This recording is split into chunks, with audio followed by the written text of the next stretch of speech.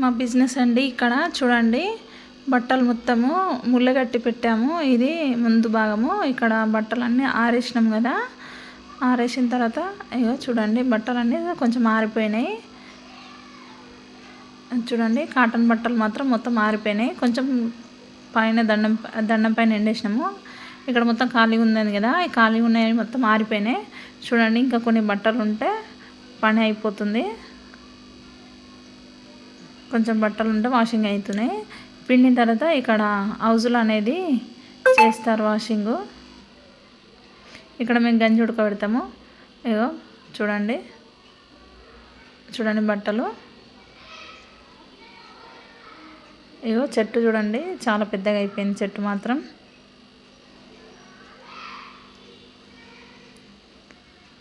చూడండి బట్టలు చెక్ చేస్తున్నాడు మా హస్బెండ్. చెక్ చేసిన తర్వాత బట్టలు అనేది తీసుకెళ్తున్నాడు. వాటికి ట్యాగ్లు అనేటివి ఉంటాయి. ఎవరి బట్టలు అనేటివి వాళ్ళకి డివైడ్ చేసి ఇచ్చేస్తాం మేము. బట్టలు అయితే మొత్తం మారిపోయినాయి కదా. వీడియో అనేది ఈవినింగ్ టైంలో తీసిన కాబట్టి బట్టలు మొత్తం తీసేస్తున్నాడు.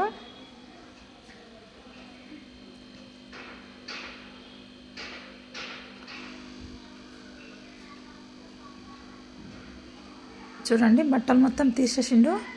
వాటికి ట్యాగులు కనిపిస్తున్నాయి కదా, ఆ ట్యాగులు అనేటివి వాళ్ళ పేర్లు రాసి ఉంటాయి వాటిపైన.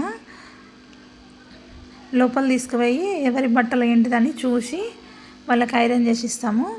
మీకు అది కూడా చూపిస్తాను. చూడండి ఇవి కాటన్ బట్టలు.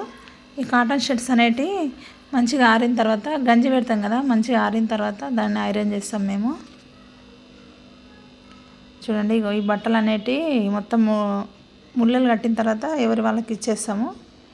చూడండి ఇగో కాటన్ షర్ట్స్ ఇవి. ఇగో చూడండి ఇక్కడ కూడా ముళ్ళ కట్టేస్తుండు.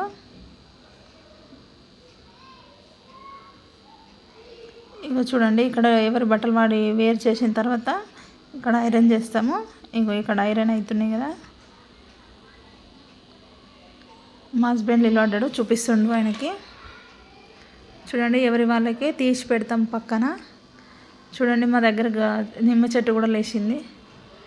చూడండి కట్టెలు కూడా ఉన్నాయి ఇక్కడ. బట్టలకు అనేటివి గంజి బట్టలకి ఇట్లా వాటర్ కొట్టి మేము ఐరన్ అనేది చేస్తాము. బట్టలు అనేటివి మంచిగా నీట్గా ఫినిషింగ్ వస్తుంది. ఇది మా షాపు. ఒక దగ్గర వాషింగ్, ఒక దగ్గర షాప్ ఉంటుంది. ఇది మొత్తం షాప్ దగ్గర ఐరన్ చేస్తాం కంప్లీట్గా.